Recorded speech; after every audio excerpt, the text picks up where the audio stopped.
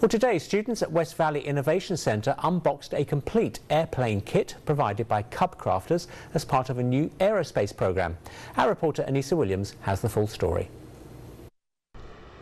Inside a large crate from CubCrafters, students found the start of a new kind of classroom, one with wings. The goal of the new aerospace program is to use the plane project to help students connect academic skills like math, science, and English to real-world applications. Students can leave here with a robust resume with, not only community service and some things that typically students will have on their resume, but a lot of the CAD skills. I'm a machinist, I'm a welder, I have my private pilot's license. All these stories that really motivate students, so when they're in that first interview as an 18, 19, 17-year-old, they're able to have a lot of experience already with them where a lot of their peers wouldn't. During the 2025-2026 school year, students in grades 10 through 12 will assemble the plane's frame. I'm really excited to learn the process of making something like this. In the 7 through 9 pathway, we do a lot of designing things and modeling, but we don't really make bigger things like this. But being in 10 through 12, we'll start to do welding and things like that. So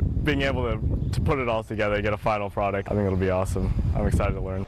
The plane itself is a two-seater and typically weighs up to 1,200 pounds and cruises at 100 to 120 miles per hour. CubCrafters is just really excited to be a part of the history of the Innovation Center, and watching these kids be able to put their hands-on skills that they've maybe learned for the last couple years, or kids that are coming in brand new to this program, having their first ever project to show those skills off. So building interest in aerospace careers, people think airplanes and they may not necessarily think of the subset of skills that go into that. So a student that's interested in computers or computer programming or machining may not necessarily connect that to something flying overhead. Once it's complete, the finished plane will hang in the school common area. Reporting for Action News, I'm Anissa Williams.